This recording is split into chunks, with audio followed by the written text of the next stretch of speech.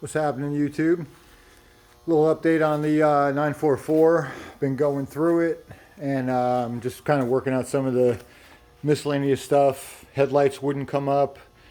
Checked the relay, checked the fuses, checked all the typical things that guys talk about. And one thing I found was the headlights did come on with them in the closed position, which is typical, but the motor right here that actually pivots them up and down wasn't working. Fuses were good, relay got bench tested, checked out, worked. This plug here in next to the relay, that had power in the appropriate places. What I did do was I pulled this rubber cap off, and there's a adjustment knob in there that if you turn it back and forth, it turns the shaft that actuates the leverage to move the lights up and down. And I did that, and right after that, the headlights worked up and down perfectly fine. And what I'm thinking is this car sat for a long time, and it had maybe a bad spot in the armature, or the brushes are dirty in it, or something like that. I'm thinking with daily use or a couple times a week, should clean up and should be fine. But if you happen to check your fuses and your relay and everything else checks out good, pull this rubber cap off, turn the adjustment knob back and forth, work the motor a little bit, and see if that helps you out. So got the headlights squared away, that's working good. Pulled tires and wheels, getting ready to do brake upgrade, gonna go to 968 brakes, possibly, or if I can find a better deal on something aftermarket like Willwood or Bear or Brembo or somebody, an aftermarket set that I can find for the same money as 968 stuff, then I'll probably go that way. Another thing I wanted to work out on this car was the fuel issue. Car sat for a long time. I knew the owner, the guy I got it from, told me about it sitting and whatnot. So that's a poly tank, and you can see the rust around the top of it. Inside of the tank, hard to tell with no light, but it's got a little sludge in it. So I decided to pull the sender out, see what the inside of the tank looked like. And I also wanted to pull the fuel pump, and I'll see if I can get you in there. That right there is the outlet where the fuel strainer goes.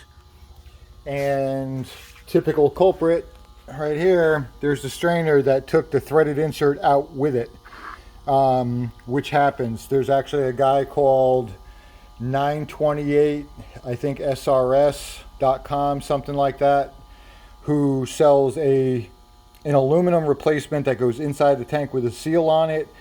Then your strainer threads into that, and it's a way to have a leak-free tank and not have to drop a tank, replace a tank, get into all that kind of stuff.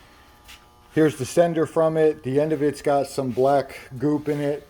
Going to replace the sender, going to replace the strainer, going to put that repair bushing in it, new lines, new pump.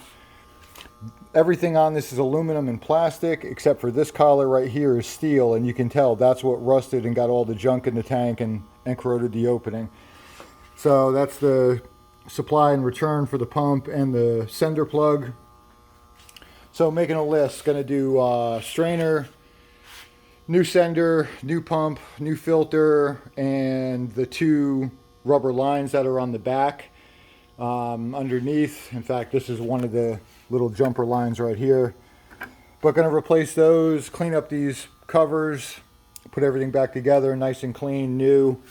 Going to go ahead and pull the fuel rail out of it, pull the injectors, probably just clean the injectors, bench test them for now, make sure that they're flowing good, put it back together, replace the O-rings on them, and just no reason really to replace them if they work at the moment. Probably something I'll do down the road. I'm going to do injectors down the road. I'll do these front fuel lines that are kind of always known to be a problem. Going to replace those down the road, but the goal for right now is just get a clean system front to back. I'll blow out the hard lines, wash those out at the same time while everything's apart, and make sure we got good fuel delivery to the rail, pumps working. I'm going to replace the fuel pump relay. I just checked power at the pump. I've got no power. I've got good fuse for the pump, but those fuel pump relays that are under this cover here are notorious for going bad. A lot of guys keep an extra one with them just in case. $20, you know, peace of mind. Keep an extra one in it, in that fuse holder, in that box. So just started to make some progress on it. Had to charge the battery. It's been sitting, getting involved in the brake upgrade. Gonna have to swap out some tires. All of them are old. They're all dry rotted real bad. If you saw one of the other videos, I got the locks off of it. The key didn't work. So what I ended up doing was I took a 4-inch cutoff wheel and cut a slot in it straight from one side to the other without getting in the wheel, and then put an air chisel in it and split it, and it came off in 2 pieces, 2 halves, and that got them off the car without doing any damage to the wheel and the stud and everything else. Everything, it worked out really well. It took me like 10 minutes to get them off. So, but this is where we're at. This is it. Pulled some dents out of the passenger door. Still got some work to do. Got all the scratches out of the clear coat with just a little rubbing compound.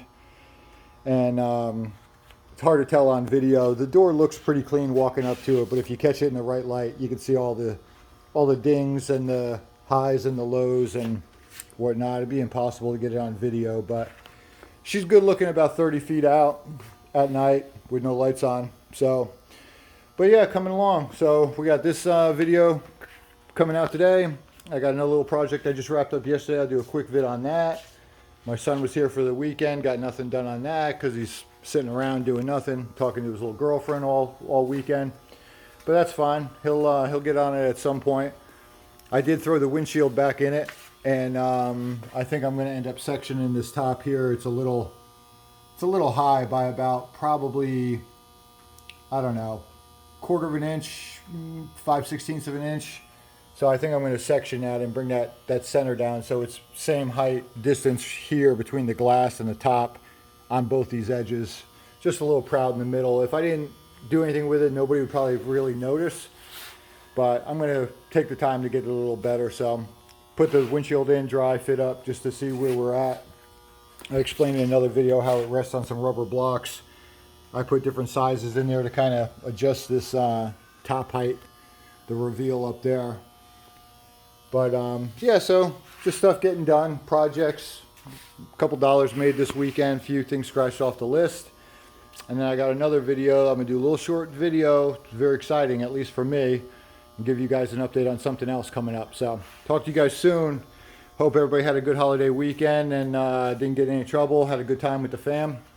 And we'll talk to you guys soon when we got a couple more updates and a few more things going on. So check out the other 2 videos that will be coming up today also, and I'll just drop all 3 of them for you guys. So talk to you soon. Stay well.